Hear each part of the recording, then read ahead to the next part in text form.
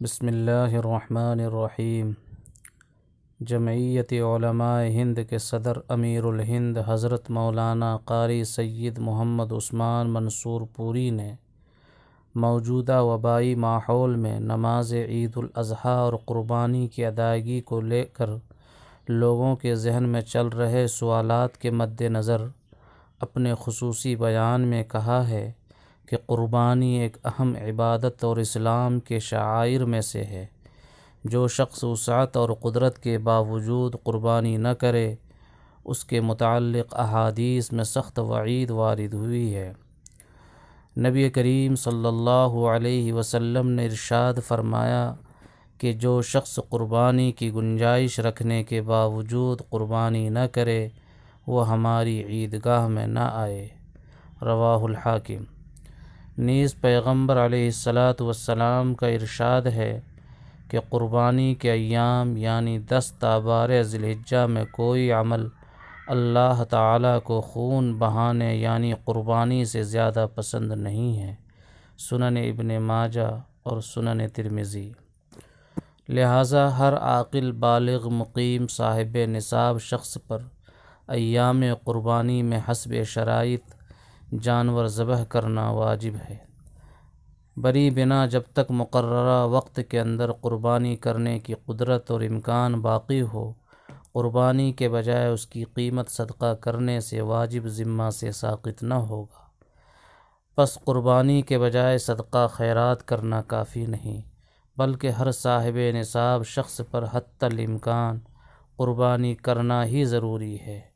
اگر موجودہ حالات میں اپنے شہر یا صوبہ میں قربانی میں دشواری ہو تو دوسری جگہ پر معتبر افراد یا اداروں کے ذریعے قربانی کی ادائیگی کی فکر لازم ہے۔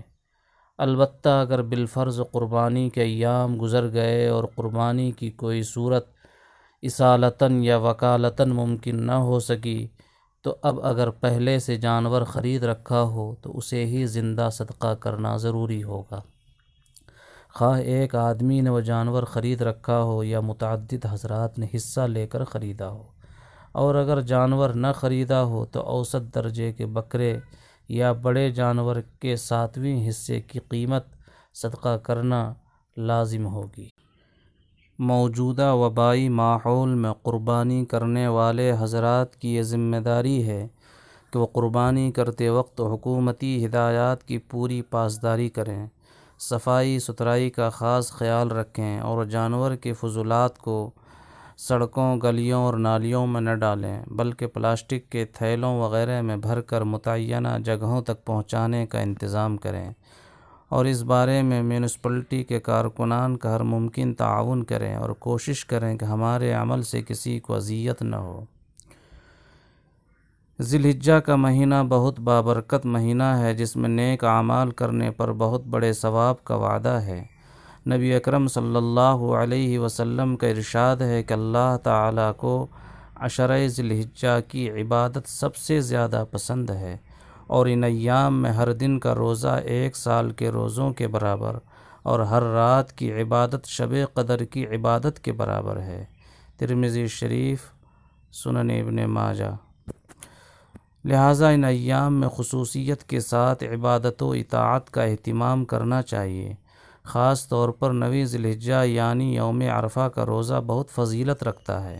حدیث شریف میں وارد ہے کہ یوم عرفہ کا روزہ گزرے ہوئے اور آنے والے سال کے گناہوں کے لیے کفارہ ہے۔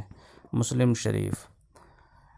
ذی الحجہ کی 9 تاریخ کی فجر کی نماز سے لے کر 13 ذی الحجہ کی عصر کی نماز تک ہر فرض نماز کے بعد منفرد، امام، مقتدی، مرد اور عورت سب پر تکبیر تشریق یعنی اللہ اکبر اللہ اکبر، لا الہ الا اللہ واللہ اکبر وللہ الحمد پڑھنا واجب ہے۔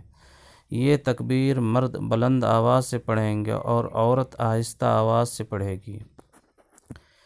عید الاضحیٰ کی نماز واجب ہے جس کو موجودہ ماحول میں احتیاطی تدابیر کے ساتھ عیدگاہ بشرط اجازت مساجد اور عمومی مقامات پر حسب شرائط ادا کیا جائے گا، اور جن مقامات پر عید الاضحیٰ کی نماز کی شرائط پائی جائیں وہاں نماز عید سے پہلے قربانی درست نہ ہوگی۔